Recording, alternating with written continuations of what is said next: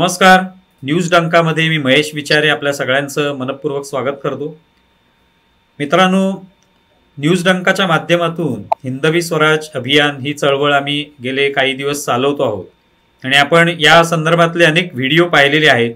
विशेषतः छत्रपती शिवरायांचा 350 राज्याभिषेकाला 350 वर्ष पूर्ण झालेली आहेत यंदा आणि त्यानिमित्ताने आम्ही या सगळ्या मुलाखती करतो आहोत आणि छत्रपती शिवरायांच्या आयुष्याशी संबंधित वेगवेगळ्या पैलूंचा एक प्रकारे आढावा घेण्याचा, त्यावर प्रकाश टाकण्याचा प्रयत्न करतोय.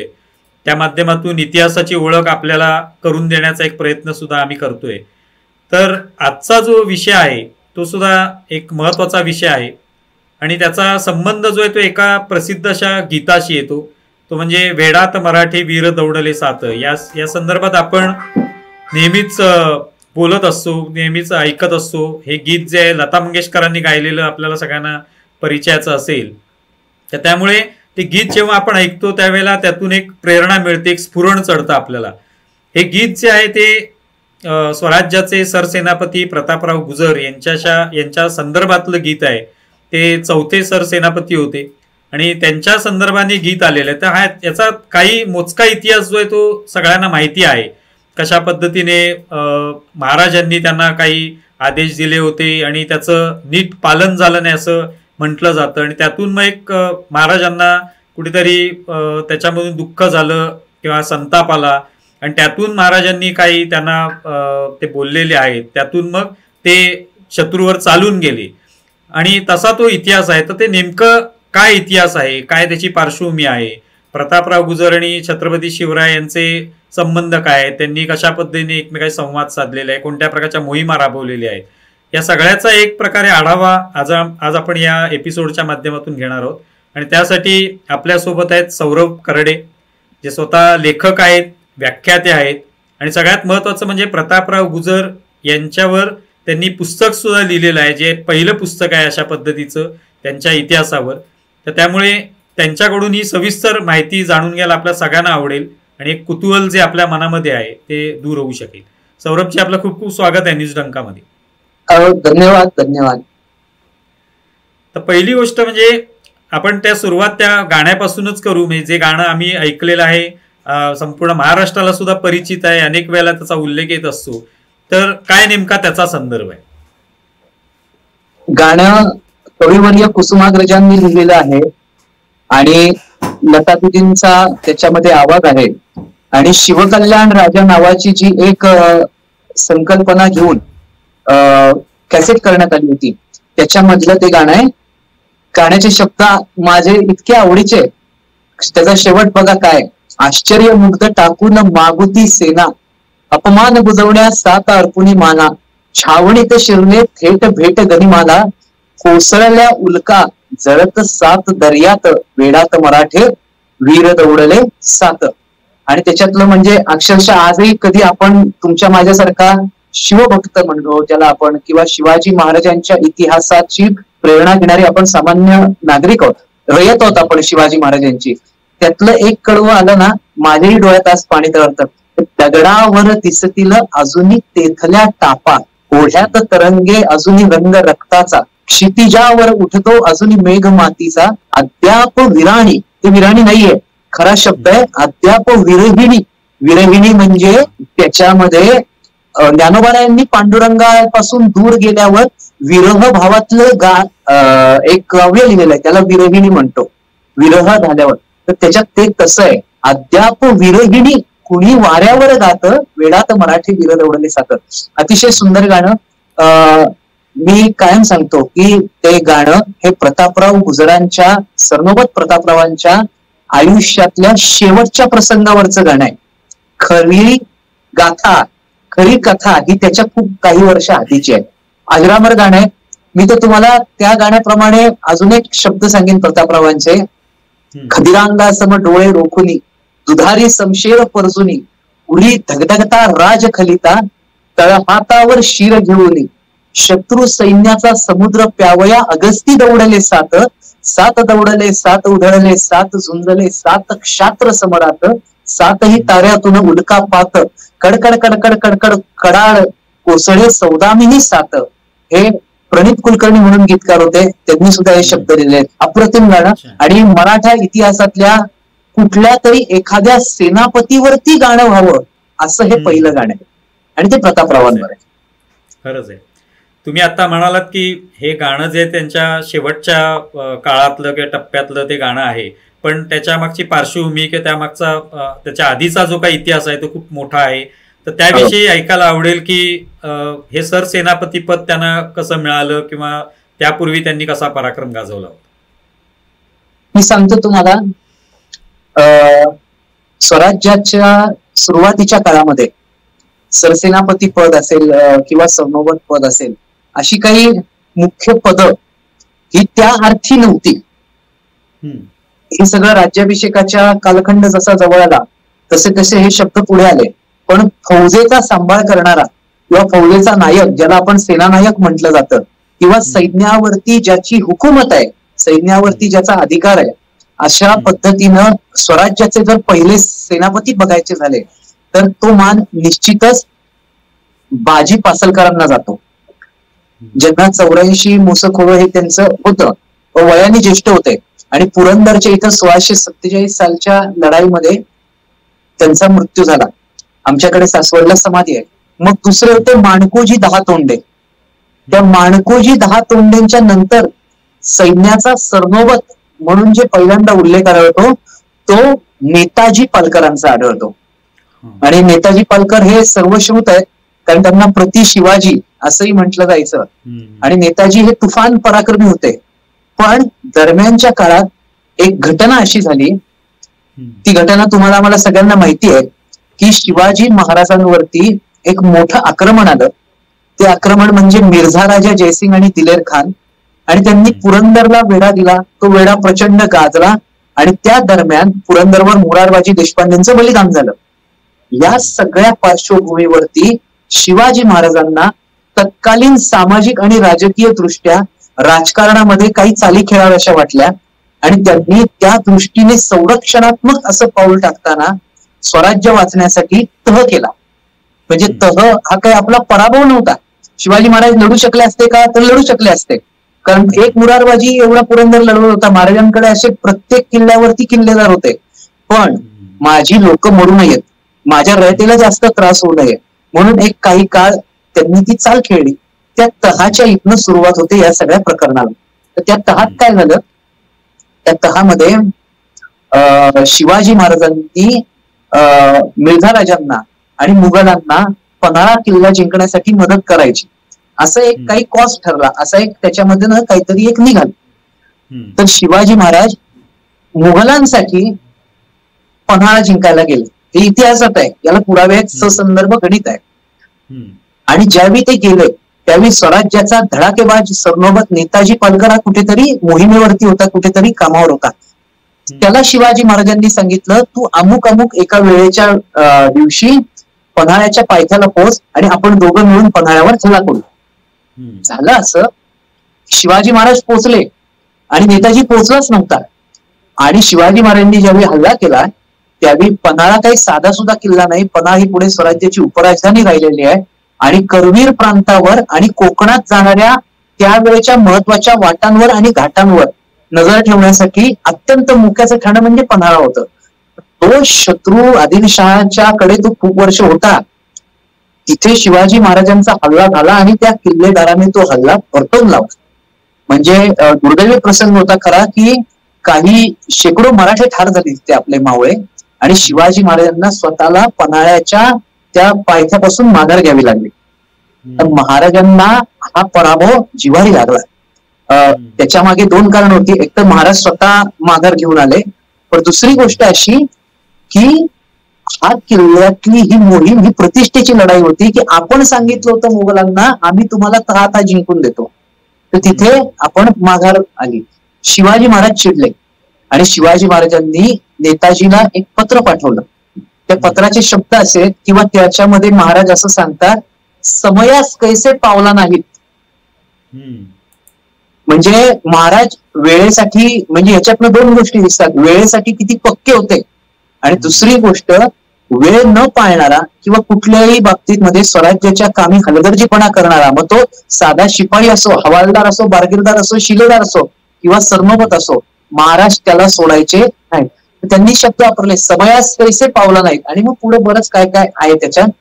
मग ह्या गोष्टीमुळे नेताजीला शिवाजी महाराजांनी बडतर्फ केलं, हे काढून टाकलं नेताजी पालकराला. नेताजी पालकराला काढून टाकल्यानंतर आता सरनोबत कोण? तर आता जो कोणी सरनोबत असेल त्या सरनोबताला मोठी जबाबदारी असणार होती. तर या सगळ्या विषयात एका बाजूला बघा परिस्थिती कशी आहे. प्रतापराव गुजरांचं चरित्र आणि चारित्र्य किती मोठं आहे हे इथे आपल्याला कळतं. किती युद्ध केली, किती लढाया केल्या, किती याच्यात यश केलं, ते माझ्या तोंडपाठ आलेख आहेत. पण प्रतापराव गुजर मोठे काय, तर त्याचं कारण इथं दिसतं आपल्याला.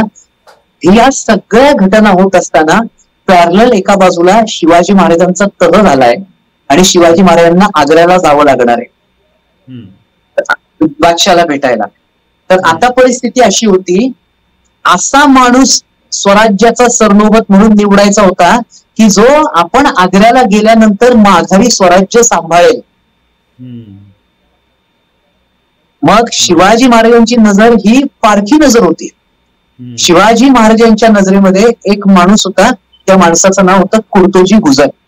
तर स्वराज्य म्हणजे आपण जर 15-20 दिवस बाहेरगावी जात असू तर घरामध्ये गॅस बंद झालाय का, खिडक्यांच्या पटी पूर्ण लागल्यात का, किंवा फॅन चालू राहिलाय का, इतकं बारीक लक्ष देतो. शिवाजी महाराजांसारखा जाणता राजा ज्याला म्हणतो आपण, प्रत्येक गोष्टीमध्ये जाणं असलेला, त्याच्या पारखी नजरेतनं, गरुडासारख्या नजरेतनं माणूस निवडायचा आहे की आपल्या माघारी स्वराज्य सांभाळेल, आऊसाहेबांना साथ देईल, आऊसाहेबांच्या साथीनं स्वराज्याचं रक्षण करेल.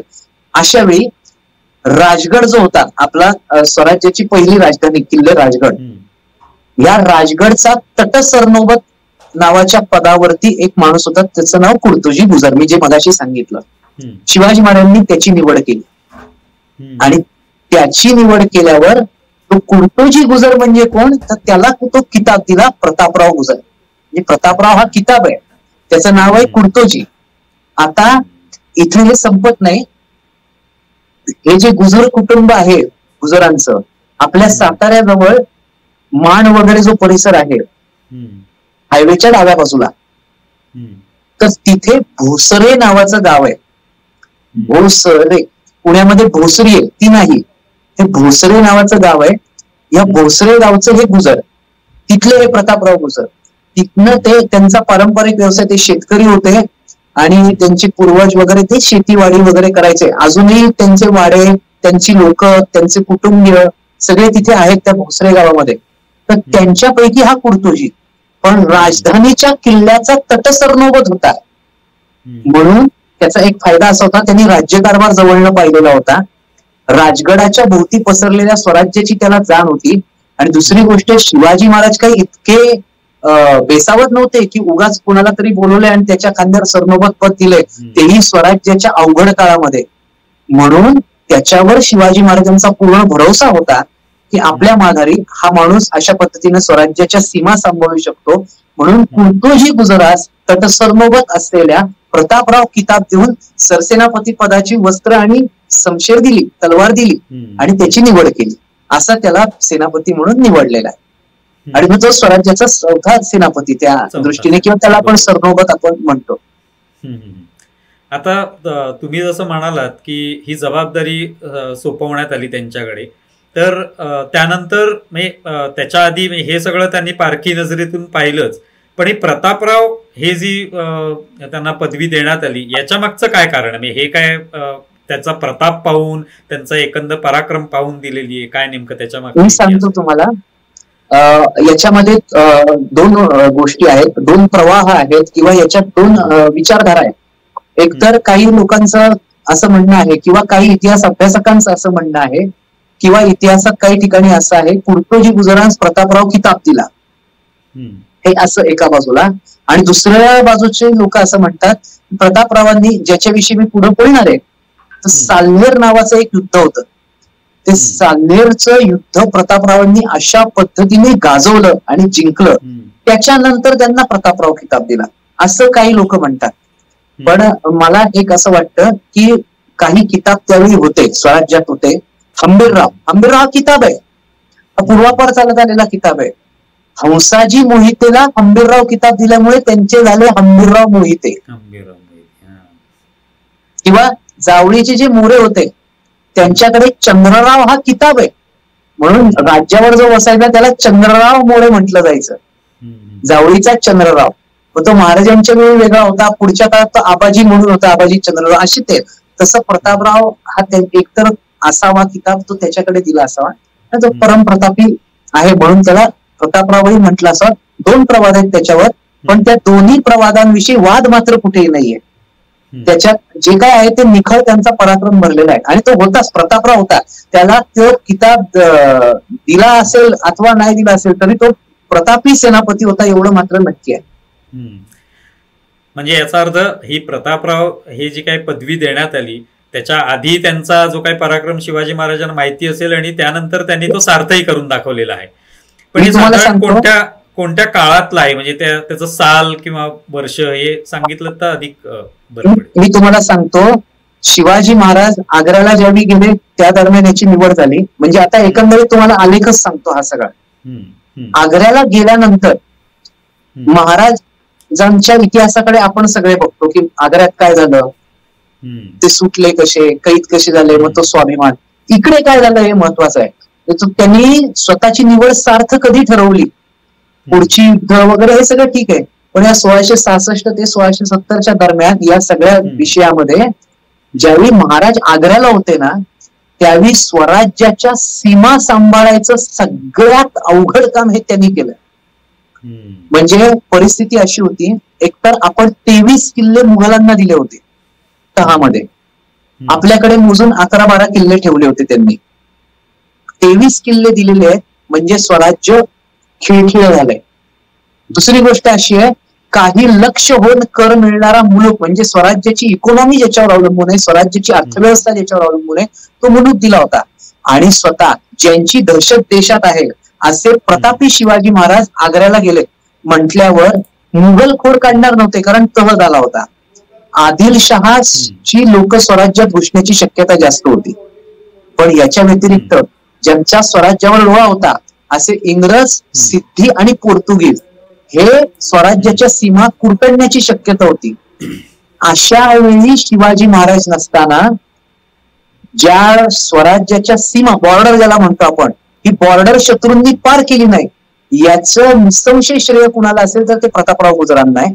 म्हणजे ही फार मोठी गोष्ट होती. नाही तर शिवाजी महाराज गेले, अडकले, बसले मिठाईच्या पेटाव्यात आणि आले, इथे येऊन बघतोय तर काय स्वराज्य चारी बाजूनी गिळलंय, असं बिलकुल झालं नाही. हे कुणामुळे झालं नाही तर आऊसाहेबांचा खमका कारभार आणि त्याला असलेली प्रतापरावांची झुंजार साथ. तर इथे पहिली परीक्षा प्रतापराव पास झाले, इथे पहिली परीक्षा पास झाले. त्याच्यानंतर काय झालं, 1670 म्हणजे 68, 69, 70 या दरम्यान शिवाजी महाराज शांत होते.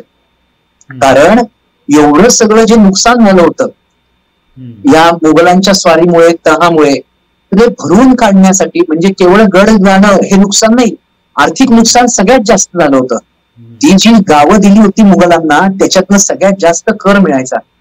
जर गाडा हाकायचा असेल तर त्याच्यासाठी आर्थिक गोष्ट मजबूत पाहिजे. महाराज ते सगळं करण्यासाठी शांत बसले होते. शांत बसले होते याचा अर्थ राजगडावर बसले वगैरे असं नाही, त्यांची काही खलबत चालू होती. ते आर्थिक नियोजनाच्या मागे जास्ती चांगल्या पद्धतीने लागले होते. व्यापार वृद्धी ज्याला म्हणतो आपण, ती स्वराज्याची या काळामध्ये फार झाली. काही गावांचं नुकसान झालं होतं, काही व्यापारी लोकांचं नुकसान झालं होतं, या सगळ्या शेतकऱ्याचं सगळ्यात मोठं नुकसान झालं होतं. कारण आपले कायदे वेगळे आणि मुघलांचे कायदे वेगळे होते, ते त्यांच्याकडे गेले होते. हे सगळं सुधारत असताना प्रतापराव कुठे होते? आता तो सैन्याचा सेनापती आहे, लढाया होत नाहीयेत, बॉर्डरवर काय होत नाहीये, तर हा काय करतोय? तर ते दुसरी परीक्षा कुठं पास झाले तुम्हाला मी सांगतो. पास झाले इन द सेन्स परीक्षा होत्या, आपल्या बोलण्याचा भावार्थ त्या पद्धतीने आहे. या काळामध्ये शिवाजी महाराजांचा प्रतिनिधी म्हणून मुघलांच्या छावणीमध्ये संभाजीने राहायचं असा तहामध्ये एक कलम होता. म्हणून 9 वर्षाचे संभाजी महाराज, ज्याला आपण संभाजीनगर म्हणतो आता, ते आपल्या संभाजीनगरात म्हणजे औरंगाबादला त्यावेळी जी मुघलांची छावणी होती तिथे राहायला गेले होते. मुघलांकडे शिवाजीराजांचा प्रतिनिधी म्हणजे शिवाजीराजांनी काय हालचाल केली तर याला आम्ही जामीन ठेवलेला आहे अशा पद्धतीचं ते गणित होतं. त्यांच्या बरोबर प्रतापराव होते. तर शिवाजी महाराजांना अट अशी टाकली होती मुघलांनी, तुझा युवराज इथं पाहिजे आणि तुझे काही कारभारी इथं पाहिजेत म्हणजे तू तिकडे गडबड करणार नाहीस. तर युवराजांच्या बरोबर विश्वासाचा माणूस कोण पाठवायचा?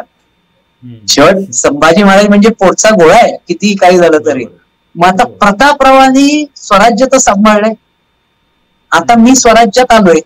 मग जर मुघलांच्या छावणीत संभाजी महाराज जाणार असतील तर त्यांच्या इतका दुसरा विश्वासू माणूस जो संभाजीराजांना जीवापाड सांभाळेल, वेळ आली तर शत्रूची तलवार स्वतःच्या छातीवर घेईल पण कुशीत असलेल्या संभाजीराजांना सोडणार नाही असा प्रतापराव. म्हणून मग बरं पदाधिकारी पण दाखवायचे होते स्वराज्याचे ठेवलेले, म्हणून मग निलाजीरावजी होते, प्रतापराव होते आणि 2-3 त्यांच्या बरोबर असलेले स्वराज्याचे पदाधिकारी आणि संभाजी महाराज हे मुघलांच्या छावणीत राहिलेले होते या काळात. आता तिथे केवळ छावणीत जाऊन बसायचं, गप्पा मारायच्या किंवा राहायचं असं नव्हतं. संभाजी महाराजांच्यावर डोळे तेल घालून लक्ष ठेवायचं होतं, कारण बालक होते 9 वर्षाचे.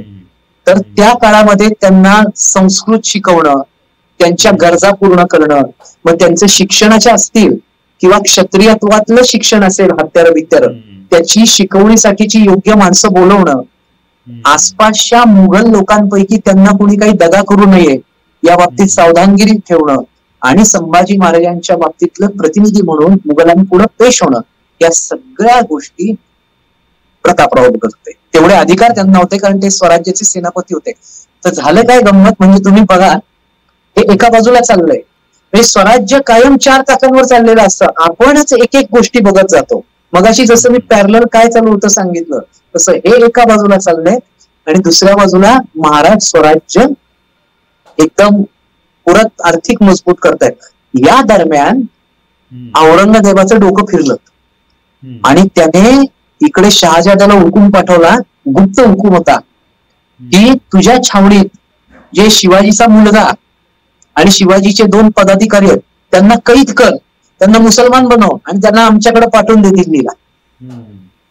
तर आपल्याकडे एक म्हटलंय की नशीब शूराला साथ देतं किंवा धर्मो रक्षती रक्षिता, जो धर्माचं काम करतो याचं रक्षण धर्म करतो किंवा नशीब शूराला साथ देतं, या दोन्हीपैकी काही घेऊ शकतो. कुठून तरी हा हुकूम, ही बातमी ही शहाजाद्याला कळली आणि तो घाबरला. म्हणजे त्याला एक माहित होतं बादशाचा हुकूम आला आणि तो हातात घेतला की आपल्याला त्या हुकुमात जे असेल तेच करावं लागेल. आणि शिवाजीच्या मुलाला पकडून नेणं हे काही सोपं नाही. शिवाजी त्याच्यानंतर देशभर तांडव मांडेल, म्हणून त्याला हा हुकूम आधीच कळल्यामुळे झालं असं. त्यांनी पटकन एका रात्री प्रतापरावांना बोलून घेतलं आणि सांगितलं, हे बघा हे असं असं येतंय, तर हे माझ्या हातात यायच्या आधी तुम्ही इथनं गायब व्हा. हे आपलं नशीब म्हणायचं किंवा मी बोललो ना नशीब शूराला साथ देते, शूर होते सगळे. मग ते बघून तो प्रतापराव सटकला. तो बेदरकारच होता. त्याच्या लेखी शांत संयमी असे शब्द कधी फार आयुष्यात मी त्याच्या वाचले नाहीत, पाहिले नाही. त्यांनी संभाजी महाराजांना घेतलं, ते बाकीचे पदाधिकारी घेतले आणि रातोरात छावणीतनं गुल झाला. म्हणून सरसेनापती वाचला. आता या दरम्यान औरंगजेबाचं मस्तक फिरलं होतं. त्यांनी हे तर केलंच, पण त्याच वेळी हिंदूंवर जिझिया कर लादला, हे तुम्हाला ऐकून माहित असेल. आणि त्या जिझिया कराच्या सोबत काशी विश्वेश्वराचं मंदिर फोडा असाही आदेश त्यांनी दिला. तर या तिन्ही गोष्टी एकाच वेळी घडल्या आणि या तिन्ही गोष्टी एकाच वेळी घडल्यानंतर लागोपाठ त्या बातम्या राजगडावर आल्या. पहिली बातमी आली जिझिया कर लादल्याची, दुसरी बातमी आली काशी विश्वेश्वराचं मंदिर फोडल्याची आणि तिसरी बातमी नाही आली, तिसरी माणसं झाली राजगडावर, शंभूराजे, प्रतापराव ते बाकीचे लोक. मग शिवाजी महाराज म्हटले आता तह नाही पाहिजे आणि मग तो तह मोडला आणि मग शिवाजी महाराजांनी 2.5 वर्ष शांत ठेवलेली ती भवानी मैदानाच्या बाहेर उपसली आणि मग ती जी पहिली लढाई झाली तो सिंहगड जिंकला तानाजीने. तर त्याच्यामध्ये हे सगळं घडलं. तर तिथे प्रतापराव दुसरी परीक्षा पास झाला आणि जसे इथे प्रतापराव यशस्वी ठरले की त्यांनी लढाई नाही केली पण त्यांनी युवराजांचं जे रक्षण केलं, त्या रात्री समजा प्रतापराव कुठे ऐशारामात गुंतलेला असता आणि शहाजाचा निरोपच त्याला आला नसता तर काय झालं असतं. अखंड सावधान असलेला सेनापती, म्हणून त्याच्यावरचा शिवाजी महाराजांचा विश्वास फार वाढला या सगळ्या. आणि मग 1670 साली शिवाजी महाराजांनी तह मोडल्यावर पुढच्या सगळ्या लढाया चालू झाल्या. मग त्याच्यामधली सुरुवातीची त्यांची एखादी लढाई, म्हणजे अनेक लढायांबद्दल तुम्ही म्हणालात की अनेक लढाया मी सांगू शकतो, तर त्यापैकी अशी लढाई किंवा काही लढाया की ज्या गाजलेल्या आहेत आणि त्याच्यामुळे शिवाजी महाराजांचा त्यांच्यावरचा विश्वास अधिक दृढ झाला किंवा स्वराज्याला आणखी चांगली बरकत आली? सर 3 लढाया आहेत, म्हणजे लढाया खूप आहेत. प्रतापरावांनी स्वराज्याचा विस्तार खूप केला, पण 3 लढायांपैकी मी एक विस्तृत सांगतो आणि 2 फक्त तोंड ओळख करून देतो. एक तर होती वणी दिंडोरीची लढाई, ज्याला आपण कांचनबारीची लढाई असं सुद्धा इतिहासात म्हटलं जातं. त्याची घटना अशी आहे, शिवाजी महाराजांनी दुसऱ्यांदा सुरत लुटली आणि सुरतेची सगळी संपत्ती घेऊन शिवाजी महाराज परत येत होते. तर यावेळी काय झालं, पहिल्या वेळेसारखं झालं नाही, रस्ता मोकळा होता असं नाही झालं. यावेळी मुघलांना पत्ता लागला आणि शिवाजी महाराजांना अडवण्यासाठी मध्ये मुघलांचं सरदार आले, त्याच्यामध्ये दाऊद खान, इस्खलास खान, बरीचशी सगळी त्यांची लोक होती. हे सगळं गुलशनाबाद पूर्वीचं, म्हणजे ज्याला आता आपण नाशिक म्हणतो, हा सगळा जो नाशिकचा भाग होता, या इथं वणी दिंडोरी आहे. वणी म्हणजे सप्तशृंगी मातेची वणी जे म्हणतो आपण. या इथं सगळं हे चालू असताना महाराजांचा पाठलाग चालू झाला. झालं असं, तिथे कांचनबारीची खिंड आहे. तर शिवाजी महाराजांना बहिर्जी नाईक असं म्हणाला, महाराज हे सगळं संपत्ती आणि एवढी मोठी फौज घेऊन आपण त्या वेगाने पळू शकत नाही ज्या वेगाने मागणं फौज येते. एकतर काय करावं लागेल, संपत्ती दुसरीकडे न्यावी लागेल किंवा इथेच कुठेतरी लपवावी लागेल आणि आपल्याला पुढे पळावं लागेल.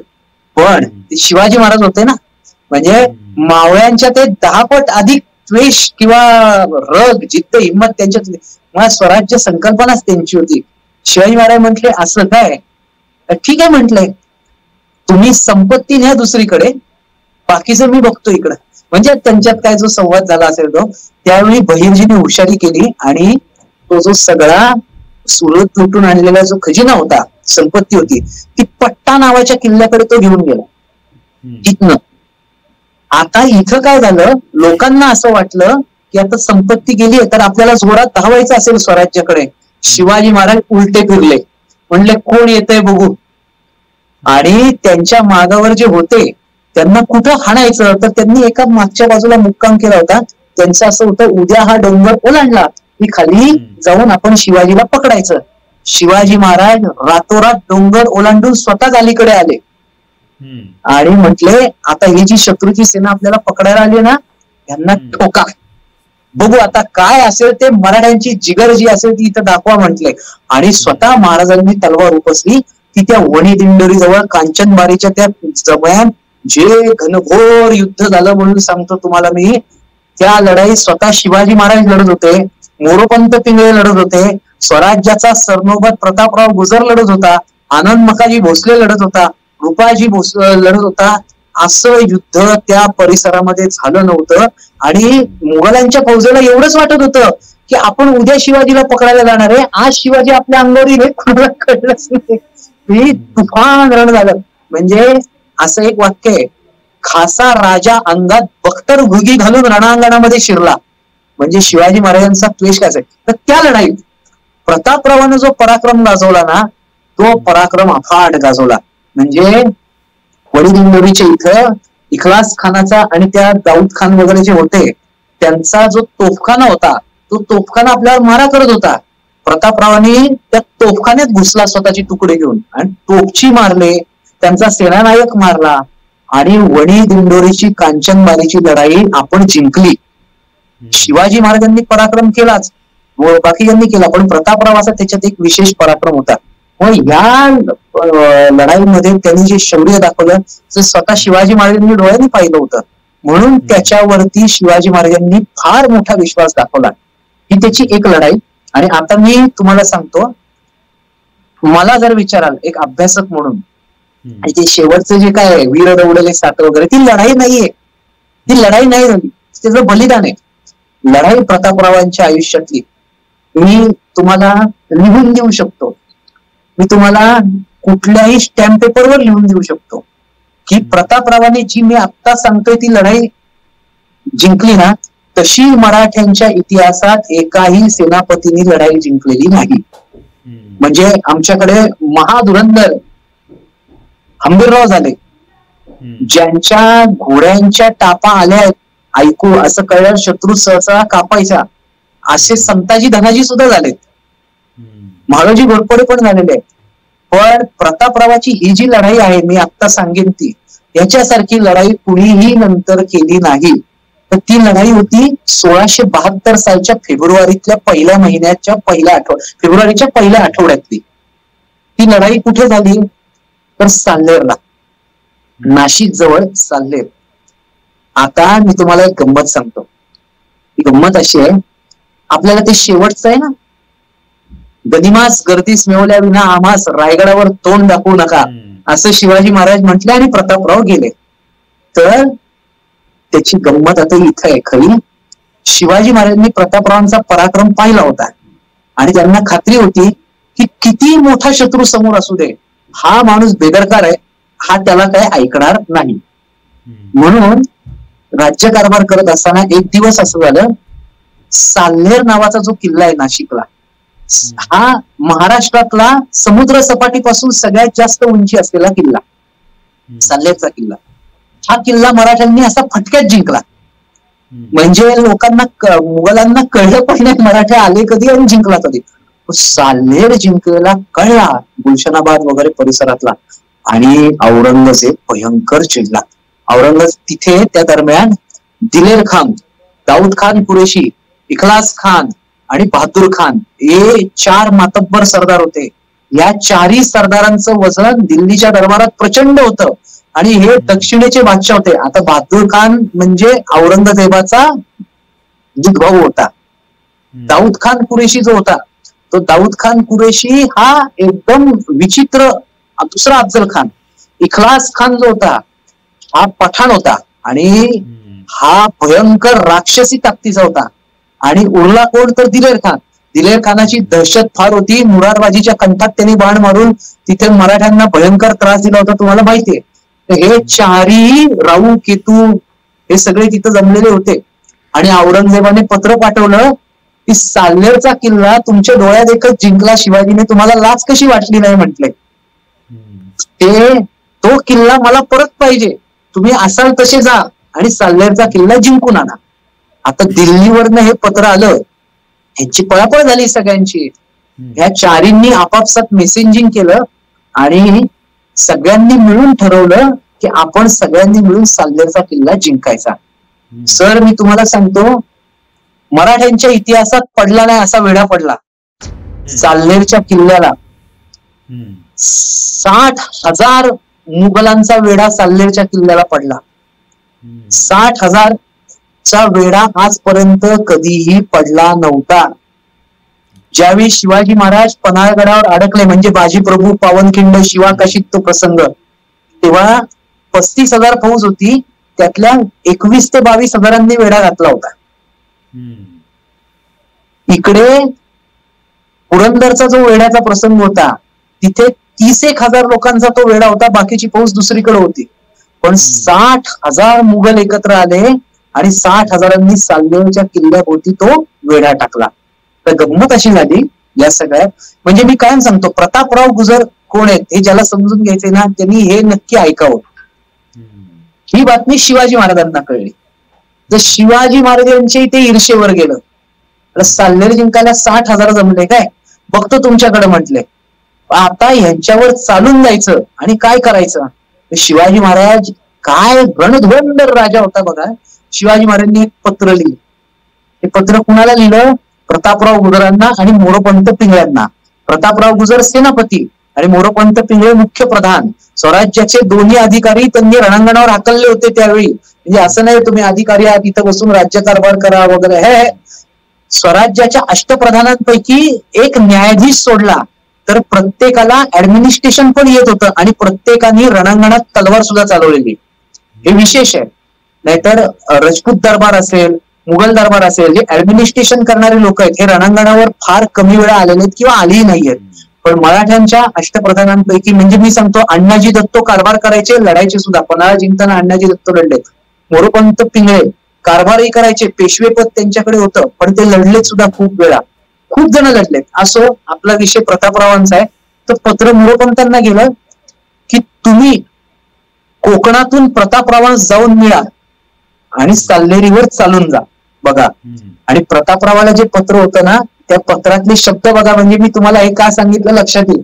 महाराज म्हणतात, राव तुम्ही आणि मोरोपंत दुतर्फा साल्हेरीवर चालून जाणे आणि गनिमास गर्दीस मिळवणे. हे वाक्य शिवाजी महाराजांनी 1672 साली प्रतापरावाला सांगितलंय. गनिमास गर्दीस मिळवा. गनिमास गर्दीस मिळवा म्हणजे त्याला मारून टाका, त्याची अंत्ययात्रा काढा, त्याला निजधामी पाठवून टाका, तर जिंकून टाका सगळं. प्रतापरावाच्या हातात हे पत्र पडलं. मी हे का उल्लेख केला, आपल्याला ते शेवट आहे ना, वीर उडेले सात, तिथे याचा आपल्याला मला ते सांगायचं आहे. जेव्हा प्रतापरावाच्या हातात पत्र पडलं, तो बेदरकार, त्यांनी कधी या असल्या गोष्टींची पर्वा केली नव्हती, काय होईल काय नाही, त्याला ते आनंदच झाला. तर आता राजांचंच पत्र आलंय म्हटल्यावर आता धिंगाणा. त्यांनी भरा छावणीतले सगळे सरदार उठवले. त्याच्यात विठ्ठलपंत आत्रे होते, त्याच्यात आनंद मकाजी होता, त्याच्यामध्ये मी तुम्हाला सांगतो भरपूर नामांकित सगळी लोक होती. प्रतापरावाचं एक वैशिष्ट्य होतं. ते वैशिष्ट्य असं आहे की ही जी पुढच्या काळातली युद्ध गाजवणारी जी तरुण पोरं आहेत ना, ही सगळी प्रतापरावाकडे तयार झालेली आहेत. म्हणजे कोण कोण आहे? कृष्णाजी कंक असेल, येसाजी कंकाचा पोरगा, तुकोजी वरकडे असेल, कोंडाजी वरकड्याचा नातू, त्याच्यानंतर नागोजी जेदे असेल, कान्होजी जेदेंचा नातू, पायजी सर्जेराव जेदेचं पोरग, हे सगळं, संताजी धनाजी, सगळे प्रतापराव ज्यावेळी सरनोबत होता तेव्हा ही सगळी तरुण पोर होती शिकणारी. त्यामुळे त्यांनी त्याचं जे काही वादळ पाहिलंय ना, त्या वादळात ते तयार झालेले आहेत. आणि हा निघाला, याला येऊन मोरोपंत सामील झाले. याच्याकडे स्वराज्याचं घोडदळ, मोरोपंतांकडे पायदळ, आणि आपली सुद्धा सेना जमली 40,000. म्हणजे 1,00,000 माणूस आता त्या डोंगराखाली लढाई करणार होता. परंतु हा शब्द महत्वाचा, या सगळ्यात एकच गोष्ट होती, आता जी लढाई करायची होती ही गनिमी काव्याने करायची नव्हती. गनिमी कावा डोंगरात चालतो. स्वराज्याच्या लढण्याची पद्धत कोणती? गनिमी कावा. इथे जमिनीवर मैदानात खेळायचं होतं. आणि आजपर्यंत आपण स्वराज्याचा प्रवास चालू झाल्यापासून मैदानात कधीही मोगलांविरुद्ध लढलेलो नव्हतो. अफजल खान आला तरी आपण प्रतापगड गाठला होता. तर प्रतापराव असतो तो मोरोपंतांना म्हटला, तुम्ही पायदळ घ्या, पायदळ आत घुसू शकतं पटकन, आणि मोगलांच्या जे छावण्या पडल्यात त्या छावणीत घुसा, आणि हे जे कोण बाकीचे उभे राहिले त्या वेड्याला ते काम मी बघतो. तुम्हाला सांगतो, फेब्रुवारीच्या पहिल्या आठवड्यात रणरणत्या उन्हामध्ये साल्हेरच्या पायथ्याच्या दिशेने जे धूळ उडवत मराठ्यांची 40,000 सेना घुसली, त्यांनाही कळलं. तिकडे इखलास खान तयार झाला, तिकडे दाऊद खान कुरेशी तयार झाला, आणि त्यांनी 60,000च्या सेनेचा सगळा रोख यांच्यावर वळवला. विचार करा, नाशिक प्रांतामध्ये 1,00,000 माणूस युद्धाला तयार झालाय. स्वराज्याच्या इतिहासात अशी समोरासमोर लढाई कधीही झालेली नाही. आणि न भूतो न भविष्यती असा हल्ला प्रतापरावाने त्यांच्यावर केला. हर हर महादेव म्हणून तो तुटून पडला त्यांच्यावर. तोही पडला. मोरोपंत पिंगळे जे कापत कापत सुटले आतमध्ये त्यांचं पायदळ. इकडे घोडदळ धिंगाणा करतय, आनंद मकाजी भोसले तिथं धिंगाणा घालतोय. ह्या सगळ्यामध्ये टिपरी जशी शिमग्याची दणदणते तैसे युद्ध चालू झाले असं उल्लेख आहे. म्हणजे शिमग्याची टिपरीची दण दण दण दण दण दण दण दण दण दण दण कडकड कडकड करते असं युद्ध सकाळी चालू झालं. दुपार झाली तरी कुणाला कळत नव्हतं कोण मेलं कोण राहिलं, कुणाच्या बाजूने युद्ध चाललंय. साल्हेरच्या किल्ल्यावरनं मराठे बघतायत की आपल्यासाठी प्रतापराव आलाय, आणि इकडनं तुफान धुरळा. मी तुम्हाला जास्ती वर्णन करत नाही, आपला त्याच्यात वेळ जाईल खूप. परंतु मैदानात पहिल्यांदा युद्ध झालं. प्रतापरावाने मुघलांचा तोफखाना उद्ध्वस्त केला, मोरोपंतांनी त्यांची छावणी उद्ध्वस्त केली, आणि सूर्य जसा पलीकडे पश्चिमेला कलंडला आणि दुपार ओसरायला लागली, नेहमीप्रमाणे झालं आणि मुघल पळायला लागले. म्हणजे 60,000 माणूस त्यांचं जे होतं ते यांनी अर्ध निम्म कापून काढलं. आणि सगळ्यात महत्वाचं म्हणजे इखलास खानच पाडला. जो त्यांचा सेनानायक होता तोच प्रतापरावांनी पाडला. आणि संध्याकाळ व्हायच्या आधी सकाळपासून चालू झालेल्या युद्धाचा निकाल जागेवर लागला. मुघलांचा पराभव झाला. 60,000 फौजेतली 80% फौज कापून काढली. 10-12 हजार पळून गेले. आणि मराठे पहिल्यांदा खुल्या मैदानात जिंकले आणि साल्हेरचा वेढाच उठवला. वरचे मराठे आणले, त्यांनी तोफांचे बार काढले. हा जो पराक्रम आहे ना, हा अद्वितीय पराक्रम आहे. म्हणजे या पराक्रमाला कुठेही तोड नाही. या पराक्रमासारखा दुसरा पराक्रम कुठलाही नाही. आता काय झालं हे सांगतो तुम्हाला मी. हे बिफोर होतं, आफ्टर. म्हणजे प्रतापराव का ग्रेट सेनापती आहे, प्रतापरावाच्या तोडीचा दुसरा सेनापती कोण का नाही, तर त्याला हे कारण आहे. ही बातमी जशी महाराजांना कळली ना, महाराज इतके आनंदले की बातमी आणणाऱ्याच्या हातात त्यांनी सोन्याचं कडं घातलं. की अरे मैदानात जिंकलो आपण. काय आनंद आला असेल शिवाजी महाराजांना की आजपर्यंत आपण आदिलशाह मोगलांना मैदानात भिडू शकत नव्हतो. यांनी 60,000 लोक मैदानात पळून लावली मोगलांची. तर या लढाईचे पडसाद असे उमटले सर, 6,000 घोडे आपल्याला मिळाले शत्रूकडचे, जवळजवळ 1,200 हत्ती मिळाले, 5,000 उंट मिळाले. आणि याच्या व्यतिरिक्त ढाल, तलवार, तोफा जे सोडून गेले मोगल, म्हणजे 4 सरदारांची एकत्र फौज होती ती. ते किती मिळालं त्याला गणतीच नाही. असंख्य लाभ झाला. पण गंमत सांगू, प्रतापरावाने या लढाईत मोगलांचे 22 वजीर धरले. 22 सरदार जिवंत धरले प्रतापरावाने. उल्लेख असा आहे, मोगलांचे नामांकित 22 वजीर रावाने पकडून आणले. जे हे कधीच झालं नव्हतं की 22 सरदार जिवंत धरून आणलेत आपण. त्यांना तुरुंगात टाकणं विकणं तिथं गोष्ट वेगळी. आणि हे सगळं झाल्यावर तुम्हाला सांगतो, हे जेव्हा औरंगजेबाला कळलं, त्यांनी परत एक पत्र दिलेर खानाला पाठवलं आणि बहादूर खानाला. त्याच्यात त्याचं पहिलं वाक्य असं आहे, ते वाक्य सांगून हा विषय आपण संपवून टाकू. तो म्हणतो, साल्हेरच्या लढाईत तुम्ही मेला का नाही. त्यांनी असं सांगितलं स्पष्ट, साल्हेरच्या लढाईत तुम्ही मेला का नाहीत. शिवाजीची माणसं आपल्या सैन्याचा खात्मा करत असताना तुम्ही कुठे होतात. म्हणजे औरंगजेबाला दहशत बसली. औरंगजेबाला दहशत बसली तर बसली, पण सगळ्यात मोठी गोष्ट अशी झाली की आपण मुघलांच्या सेनेला मैदानातही हाणू शकतो.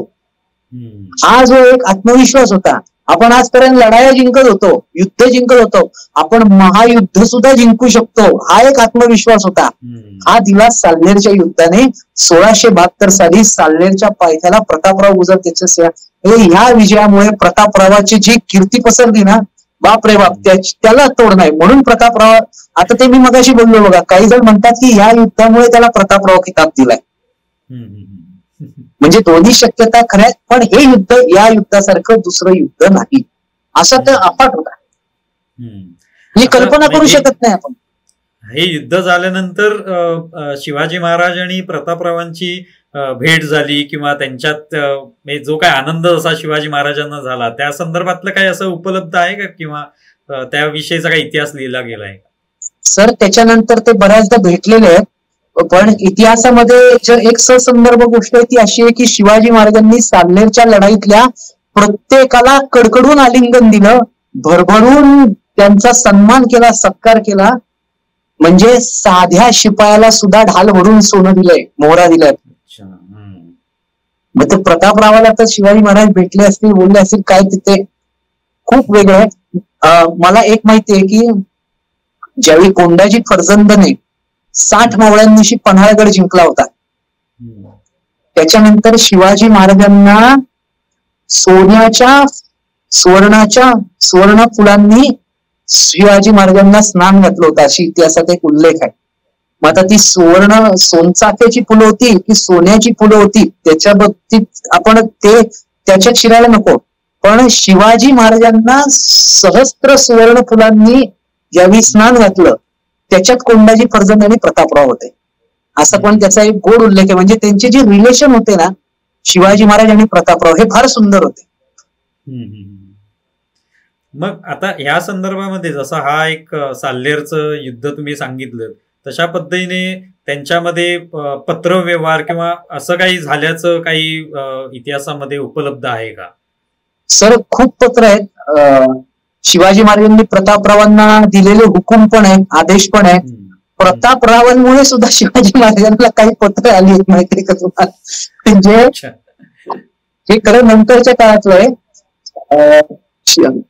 ज्यावेळी ते बहालोल खानाचं वगैरे प्रकरण झालं, त्यावेळी बहालोल खानाला शोधण्यासाठी ते आथणी जत वगैरे तो जो परिसर आहे तिथं प्रतापराव गेला. तो चिडलेला होता आणि त्याला ते सहन होत नव्हतं सगळं, की या बहालोल खानामुळे, मी ते सांगेन पुढे, महाराज आपल्यावर चिडले. पण त्यांनी तिथं बहालोल खानाला वगैरे शोधलं. ही गोष्ट ठीक, मुघलांची आदिलशहाची छावण्या नष्ट केल्या. त्यांनी येताना इंग्रजांची वखार पण जाळली. ही काही कारण नव्हतं त्याचं, पण तो चिडला होता आणि हे स्वराज्याची शत्रू आहे. त्यावेळी इंग्रजांचा आपला होता, तर इंग्रजांनी महाराजांना पत्र पाठवलं, तुमच्या सेनापतीने आमची वखार जाळली आणि आम्हाला त्रास दिला, असं एक आहे. सर प्रतापरावचं स्वतःच एक पत्र आहे, स्वतःच एक पत्र आहे सुरतेच्या लोकांना लिहिलेलं. हे पत्र जर का मी तुम्हाला पहिल्या 2 ओळी सांगितल्या तर तो येणार, अरे हा काय माणूस होता, डेंजर. हे साल्हेरचं युद्ध झालं ना, तर प्रत्येक मावळ्याच्या अंगात अशी एक रग आली होती, कोण मुघल कोण आदिलशाह, आपण सगळ्यांना मारू शकतो.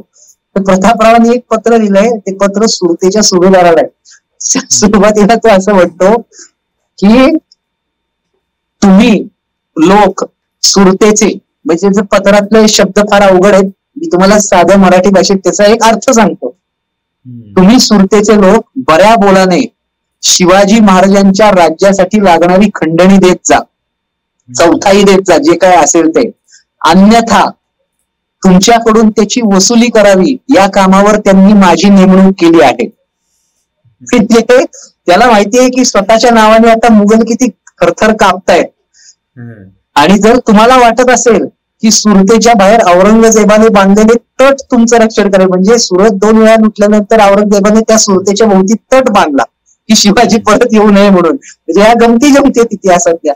तर तो तट आम्ही कापसाप्रमाणे पिंजून काढू, असं प्रतापराव म्हणतोय.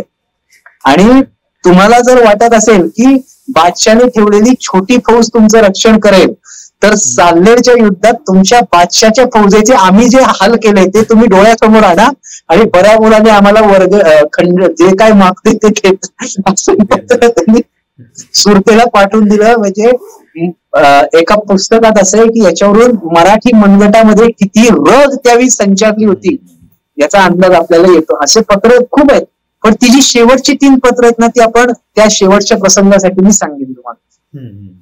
आपण त्या प्रसंगाकडेच वळूया. म्हणजे अर्थात सुरुवात आपण त्यानेच केली होती, ते गाणं तुम्ही सांगितलं, त्यातल्या ओळी सांगितल्यात, तर ते काय नेमकं घडलं होतं, कशा पद्धतीने त्याचं वर्णन कराल? सर याच्यामध्ये असं आहे की आपल्या बहुतांशी म्हणण्यापेक्षा 90% लोकांना असं वाटतं की कोणतरी बहालोल खान आला आणि त्याला प्रतापराव गुजरांनी हाणला आणि त्याला मारून सोडून दिल्यावर शिवाजी महाराजांनी पत्र पाठवलं, गनिमास गर्दीस नवल्या विना आम्हास रायगडावर तोंड दाखवू नका, आणि प्रतापराव गेले आणि त्यांचं बलिदान झालं. असं नाहीये. सगळ्यात पहिली गोष्ट म्हणजे तर मी तुम्हाला 3 पॉइंट सांगतो आणि म्हणजे तुम्हाला हा सगळा प्रसंग लक्षात येईल. आपण ज्या गप्पा मारतोय त्याच्यामध्ये काय झालं, शिवाजी महाराजांचा राज्याभिषेक करायचा असं ठरलं. ही सगळी पार्श्वभूमी होती त्याची. 1673 साली राज्याभिषेक 1674 झाला, पण आधीची वर्षभर त्याचं सगळं चालू होतं वातावरण.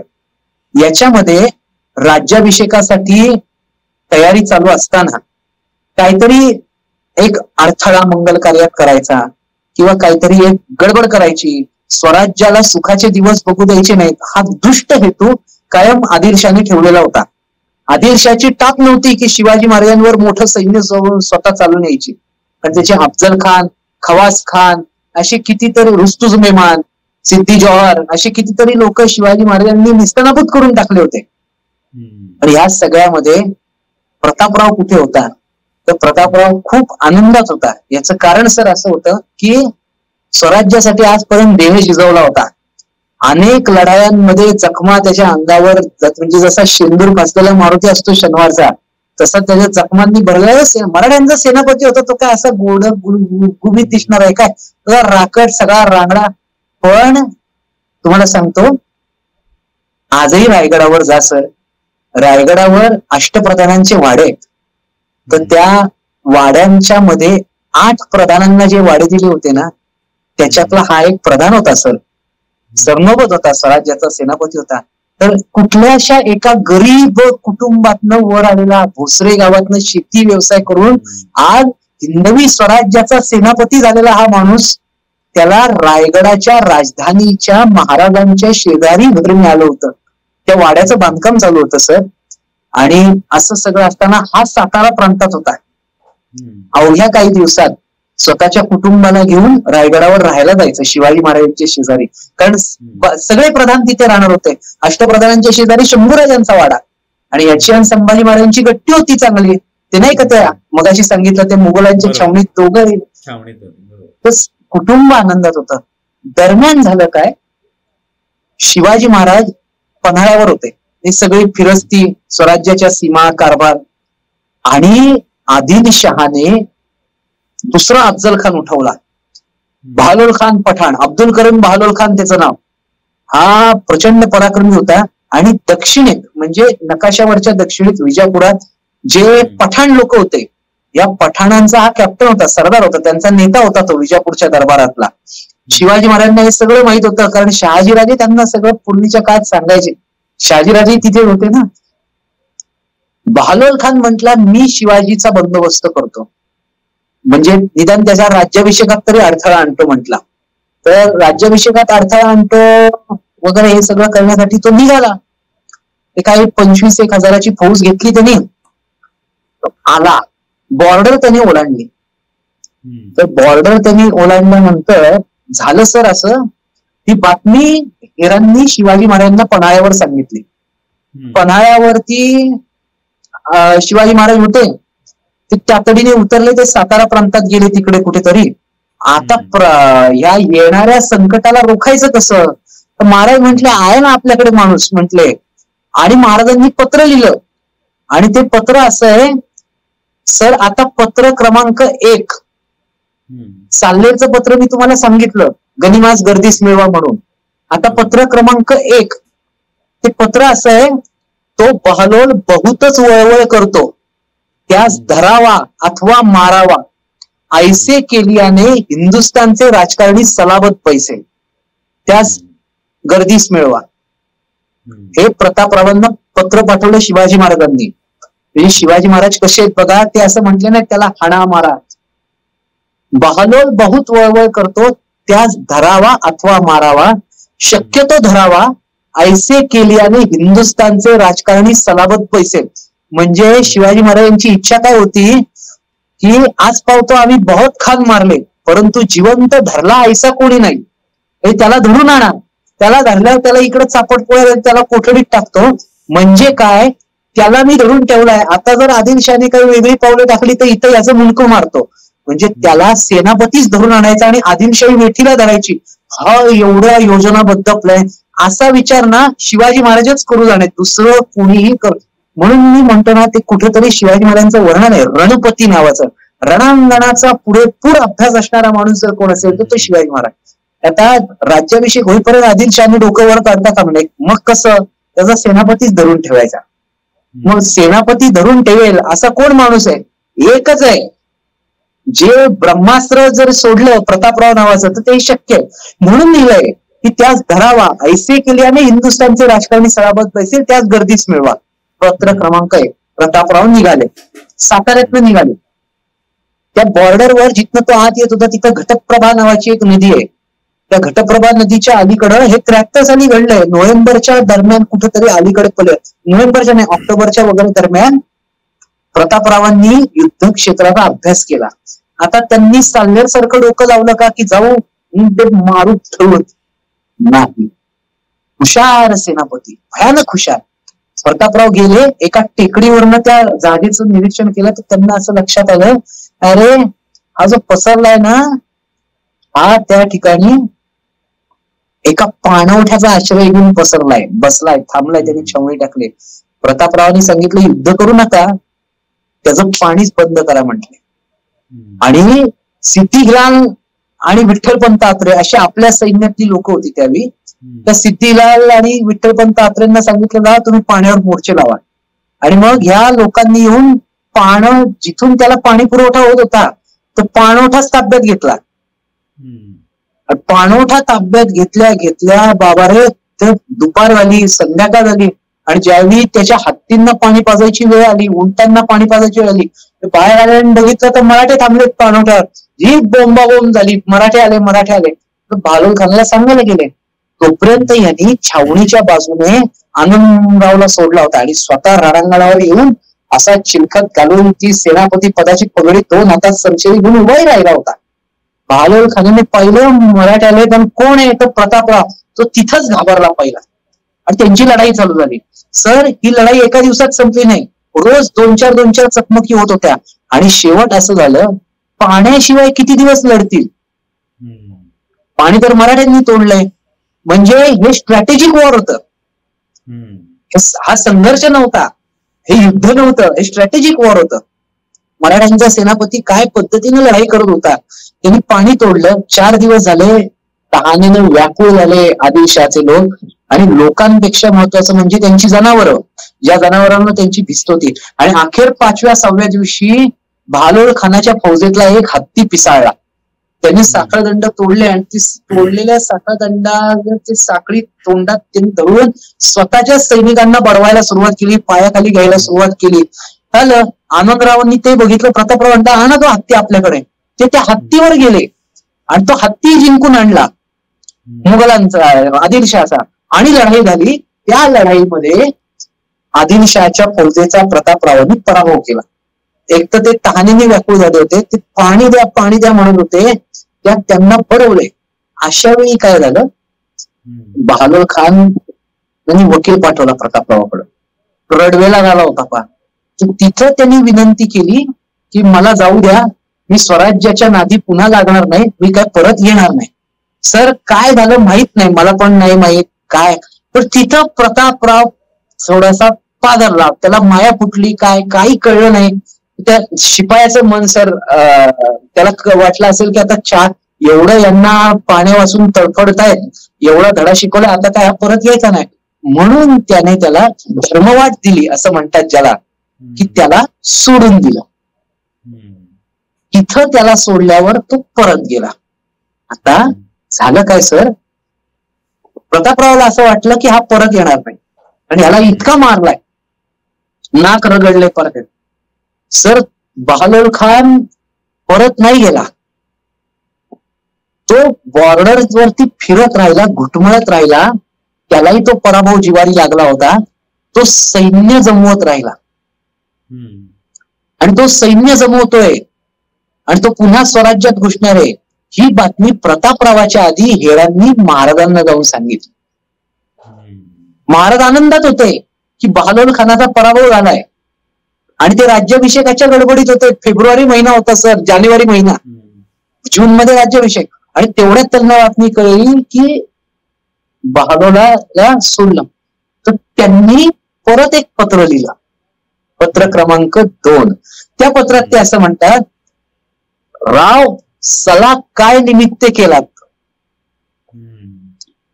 हुकूम होता त्यास धरावा आणि त्यास सोडलात. खानाच्या तलवारी खाली कापली गेलेली रयत तुम्हास कधीच माफ करणार नाही. आणि हे पत्र आलं आणि प्रतापरावने असलं हे त्याला लागलं. म्हणजे लोकांना असं वाटतं की तो शिवाजी महाराजांवर रागवला, असं नाहीये. त्यांनी हा विचार महाराजांचे की महाराजांना काळजी कुणाची आहे, रयतेची, आणि ते वास्तव आहे.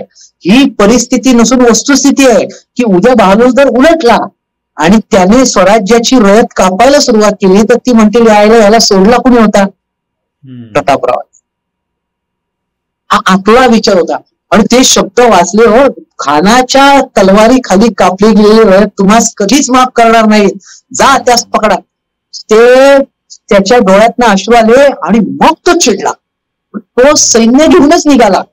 मग मी तुम्हाला मगाशी सांगितलं बघा, तो बहादूर खानाला शोधायला ते आथनी त्याच्या तडाख्यात जेवढे सापडले तेवढे सगळ्यांनी मार खाल्ला त्या महिनाभरात. म्हणजे जे स्वराज्यात येत सुद्धा नव्हते अशीही त्यांनी मारले. ज्यांचा स्वराज्याला काही त्रास नव्हता अशांनाही त्यांनी झोडपलं. इंग्रज शिवाजी महाराजांशी तह करून थांबले होते त्यांची वखार त्यांनी जाळली आणि तो परत आला. तो थांबला कोल्हापूरच्या प्रांतात.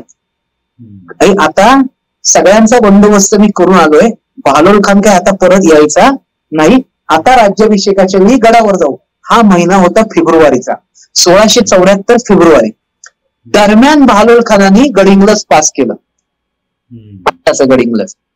आणि ते निपाणीच्या थोडस पुढे तो पोचला होता. ते गडिंग्लजच्या अलीकडे ते निपाणीच्या दरम्यान तिचे एक भौगोलिक रचने, माझ्याकडे मॅपिंग आहे, ते सगळं माझ्या पुस्तकात सगळं सविस्तर दिलंय.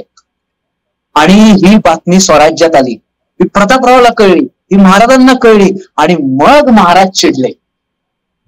आणि पत्र क्रमांक 3 आणि मग महाराजांनी लिहिलं, राव सरनोबत गनिमास गर्दीस मिळवल्या विना आम्हास रायगडावर तोंड दाखवू नका.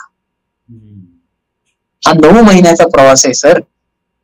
आणि मग ते तिसरं पत्र ज्यावेळी त्याच्या हातात आलं, तो तिथंच होता कुठेतरी निपाणी त्या दरम्यान. आणि त्याला कळलं की तो बहालोल खान नेसरीची खिंड ओलांडतोय, नेसरीच्या खिंडीच्या मार्गे तो जाणार आहे. तिसऱ्या पत्रात जे लिहिलं होतं ना ते फार म्हणजे सर मी सांगूही शकत नाही की सर त्याचं घर तयार आहे हो रायगडावर. 7 प्रधान स्वराज्यातले रायगडावर आहेत, फक्त 8वा नाहीये प्रतापराव. राज्याभिषेकाची लगबग चालली आहे, रायगड सजलाय, स्वराज्यामध्ये राज्याभिषेकासाठी धांदल उडाली आहे. आणि एकाला पत्र आहे, आम्हास रायगडावर तोंड दाखवू नका. कधीपर्यंत? बहालोलला मारेपर्यंत. आणि शिवरात्रीचा दिवस होता सर, महाशिवरात्र होती त्या दिवशी. तारखेनुसार 24 फेब्रुवारी 1674 आणि तिथीनुसार महाशिवरात्र. प्रतापराव कुठेतरी होता म्हणजे त्याचा ठाव ठिकाणा इतिहासात नाहीये. आणि त्याला त्या दिवशी बातमी कळली की हा नेसरीची खिंड ओलांडतोय. सर तो दौडत सुटला, त्याची फौज मागे होती, पण ते जे 6 गेलेत ना त्याच्याबरोबर म्हणजे 7, ते कोणी सरदार नाही गेलेले आपले. ते माझ्या अंदाजे किंवा माझ्या अभ्यासानुसार जेवढा मी प्रतापराव वाचलाय, बघितलाय, लिहिलाय, पाहिलाय, अनुभवलाय, ते त्याचे अंगरक्षक होते सर. आपल्याकडे आज सैन्यात सुद्धा जी सिक्युरिटी असते पोलिसांमध्ये, PSIच्या बरोबर कायम 2 डिओ असतात त्याचे. सीपीला बंदोबस्त असतो त्याचा स्वतःचा किंवा नेत्याला त्याचे बॉडीगार्ड. हा सेनापती आहे, त्याचे अंगरक्षक आहेत स्वतःचे खासगी. तो दौडत सुटला, काही अंतरावर त्याची फौज होती, फौज घेऊन गेला असतं तरी युद्ध झालं असतं. पण तो एक काळ जो असतो त्या काळामध्ये इतिहासात काय घडलंय हे माहित नाही, पण तो गेला नेसरीच्या खिंडीमध्ये. मग ते आहे ना, आश्चर्य मुक्त टाकून मागुती सेना, अपमान बुजवण्या 7 अर्पुनी माना, छावणीत शिरले थेट भेट गनिमाना, कोसळल्या उल्का जळत 7 दर्यात, विडात मराठे वीर दौडले 7. तो तिथं घुसला 24 फेब्रुवारी महाशिवरात्रीच्या दिवशी. ते 7 जण लढले. आणि सर सांगतो, मराठ्यांचा सोन्यासारखा सेनापती.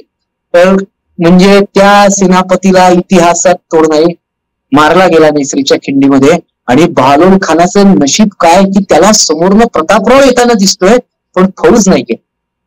त्यांनी गोळ्या काढल्या, फाले मारले, त्यांच्या प्रेतांवरनं शत्रूची फौज चालत पुढे गेली. आज प्रतापरावाचं स्मारक आहे नेसरीच्या खिंडीत. मग सर अंगावर काटा आला मला आताही सांगताना की एवढा मोठा सेनापती पण नेसरीच्या खिंडीमध्ये पडले.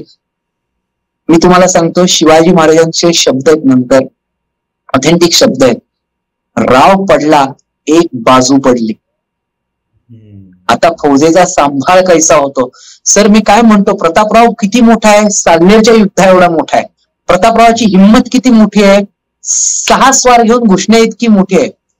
पण प्रतापराव कुठे मोठा आहे सांगू तुम्हाला, तांत्रिक सांगू, टेक्निकल सांगू, म्हणजे हा विचार आपले लोक फार करत नाही. शिवाजी महाराज अत्यंत खंबीर राजा आहे. अफजल खान आला तरी स्वतः घाबरले, स्वतः गेले फिरायला. पन्हाळगडावर अडकले होते, स्वतः उतरले. शाहिस्ते खान बसलाय तिथं लाल माळात येऊन, तो सरदार नाही पाठवलाय, स्वतः गेले.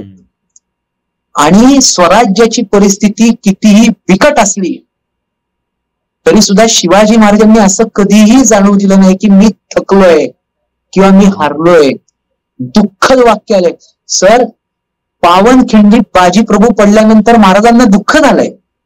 पण त्यांच्या दुःखाचा उल्लेख नाहीये. तानाजी पडल्यानंतर महाराजांचा मित्र गेला,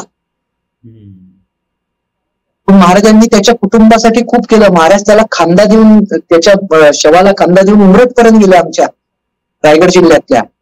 पण प्रतापराव पडल्यावर महाराजांचे शब्द काय, राव पडला अर्धी बाजू पडली. हे स्वतः शिवाजी महाराज म्हणतात स्वराज्याची अर्धी बाजू पडली. हे शिवाजी राजांसारख्या स्वराज्य तत्पर माणसाच्या तोंडून जेव्हा हे शब्द येतात ना, तिथं कळतं प्रतापराव किती मोठा आहे. राव पडला अर्धी बाजू पडली, आता फौजेचा सांभाळ कैसा होतो, असं महाराज म्हटले. रडले महाराज, खूप खूप दुःख झालं शिवाजी महाराजांना. रायगडावरती ज्या जागेवर, ज्या वाड्यावर प्रतापरावाचा हक्क होता, तिथे तो पोचूही शकला नाही. असं प्रतापरावाच्या आयुष्याची एक कहाणी आहे. म्हणजे तुफान पराक्रम, पण ते अधुरी एक कहाणी म्हणतात नाही. शिवाजी महाराजांच्या स्वराज्याच्या स्ट्रगलच्या काळात प्रतापरावांनी खूप मोठी भूमिका बजावली होती. राज्याभिषेकाला तो हवा होता असं मला कायम वाटतं. म्हणजे प्रतापरावाची कथा ही अशी आहे. बरोबर, म्हणजे तुम्ही ज्या पद्धतीने ते सांगितली ते खरोखर ते एक चित्र जे आहे ते उभं राहतं. आणि तुम्ही आता बोलतानाच म्हणालात की काटा अंगावर आला, म्हणजे ते माझी ती स्थिती होती. पण तुम्ही इतक्या वेळा हे सांगून सुद्धा तुम्हाला ते वारंवार असंच जाणवतं, ते प्रत्यक्ष अनुभव आपण घेतल्यासारखं वाटत असतं. सर मी एक सांगतो, पुढे या शिवाजी महाराजांच्या नंतर संभाजी महाराजांच्या संघर्षाच्या काळात असेल, संताजी धनाजीच्या काळात असेल, आपण खूप वेळा मुघलांना अंगावर घेतलं, गनिमी कावा वापरला. पण ते साल्यांनी जो आत्मविश्वास दिला ना प्रतापरावांनी, अरे येऊ दे. म्हणजे संभाजी महाराज 5 लाखाच्या फौजेविरुद्ध लढलेत औरंगजेबाच्या. त्याच्यात कितीतरी वेळा मैदानातलं जंगी लढाया या मुकर्रब खानाविरुद्ध असेल, संताजीने लढलेल्या आहेत. रणबाज खानाविरुद्ध कोल्हापुरात लढाई झाली. जाऊ, अंगावर जाऊ, ही धमक दिली ना त्या पुढच्या लोकांसाठी, ही प्रतापरावांना दिली. मोठं करतो. बरोबर, तुम्ही ज्या पद्धतीने सगळं सांगितलं वर्णन, म्हणजे खरोखरच आमच्या श्रोत्यांना निश्चितपणे त्यातला जो एक हे जे पहिलं गीत जे तुम्ही आपण म्हटलं, ज्याने सुरुवात केली होती, त्याच्यानुसार जो काही एक त्रोटक इतिहास लोकांना माहिती असतो किंवा काही ऐकीव गोष्टी माहिती असतात, तर त्याच्यावर एक पूर्णपणे सविस्तर असं तुम्ही हे सगळं विवेचन केलं. आणि त्यातून लोकांना हा इतिहास कळेल आणि लोक ते जो पराक्रम आहे प्रतापरावांचा तो निश्चितपणे आठवणीत ठेवतील. आणि शिवाजी महाराज आणि त्यांचा संबंध जो आहे त्याच्याविषयी सुद्धा. आपण थांबताना मी तुम्हाला एक सांगतो की शिवाजी, आत्ताच तुम्ही जो शब्द वापरलात शिवाजी महाराजांचा आणि त्यांचा संबंध, हा प्रतापराव गेल्यावर संपला नाही सर. शिवाजी महाराजांची त्यांची एक अटॅचमेंट जी होती त्यांची खूप, मी कायम सांगतो माझ्या अभ्यासानुसार, म्हणजे माझ्या अभ्यासानुसार ती दोघांची मैत्री होती सर. आणि म्हणजे स्वराज्यातलं कुठलंही जिकरीचं काम असेल हे प्रतापरावांवर कायम सोपवलं जायचं. म्हणजे एक उदाहरण आहे जे मी ह्याच्यात देऊ शकत नाही, पण मी तुम्हाला कधीतरी सांगेन की स्वराज्याच्या बाबतीतलं कुठल्या लेवलचं काम शिवाजी महाराजांनी त्यांच्यावर सोपवलं होतं. पण महाराजांनी ही भरपाई, हे जे नुकसान झालं, ही भरपाई कुठे केली माहिती तुम्हाला? प्रतापराव 1674 साली गेला, 6 वर्ष झाली त्या घटनेला. 1680 साल होतं. शिवाजी महाराज आजारी पडले होते, वय थोडस. आणि 1680 साली महाराजांनी ठरवलं की आपल्या हयातीत आपण आपले जे धाकटे चिरंजीव आहेत, राजाराम त्यांचं नाव, त्यांचा विवाह करूया. तर सर त्या काळामध्ये 1680च्या काळात शिवाजी महाराज हे नाव हिंदुस्थानात मोठं होतं, स्वराज्य हिंदुस्थानात मोठं होतं. 350 किल्ल्याचा धनी होता, आरमार होतं, पायदळ होतं, घोडदळ होतं, 18 कारखाने होते आणि खूप मोठी जायदाद सगळी स्वराज्याची होती. स्वराज्यातल्याच काय, बाहेरच्या कुठल्याही राजघराण्याकडेच नुसतं बोट दाखवलं होतं तर त्या राजघराण्याची राजकन्या ही राजारामासाठी रायगडावर आली असती. तर शोधाशोध चालू झाली. शिवाजी महाराजांनी सगळ्यांना थांबवलं, म्हटले नका, कुठली राणी शोधू नका, कुठली युवराज्ञी शोधू नका, कुठली राजकन्या शोधू नका, मला एक मुलगी आपल्या घरात सून म्हणून आणायची आहे राजारामासाठी. आणि त्यांनी एक खलिता पाठवला. तो खलिता भोसरे गावात गेला आणि प्रतापराव गुजराची मुलगी होती, जानकीबाई तिचं नाव. आणि त्या जानकीबाईला, प्रतापरावाच्या मुलीला शिवाजी महाराजांनी त्या ठिकाणी रायगडावर आणलं आणि तिचं लग्न राजारामाशी लावलं. सर ही किती मोठी अटॅचमेंट आहे की स्वतःच्या मुलाचं लग्न हे सरनोबताच्या मुलीबरोबर लावायचं, एवढी काळजी फक्त एक बाप घेऊ शकतो कुटुंबाची. आणि तो बाप म्हणजे शिवाजी राजे होते आणि प्रतापरावांविषयी त्यांच्या मनात ही भावना होती. राजारामांची पत्नी म्हणजे स्वतःची सून म्हणून आणली त्यांनी प्रतापरावांची मुलगी, असे त्यांचे संबंध होते सर दोघांचे. बरोबर आहे. म्हणजे एक जे म्हणता येईल की ऋण जे आहे ते सुद्धा आपण म्हणू शकतो. खरोखर तुम्ही या ठिकाणी आमच्याशी या निमित्ताने संवाद साधलात आणि एका महत्वाच्या अशा सगळ्या प्रसंगावर, महत्वाच्या इतिहासावर प्रकाश टाकलात. खूप खूप आभारी आहोत. धन्यवाद. धन्यवाद.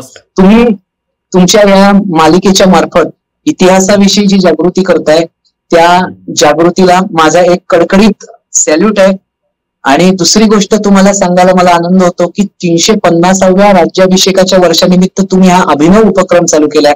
सर, जसं हे 350वं राज्याभिषेकाचं वर्ष आहे, प्रतापरावाच्या बलिदानाचंही हे 350वंच वर्ष आहे, कारण 1674लाच त्याचं बलिदान आहे. त्यामुळे तुमच्या या उपक्रमाला माझ्याकडून अधिकाधिक शुभेच्छा आणि हा उपक्रम लोकप्रिय हो अशी माझी सदिच्छा. नमस्कार. नमस्कार.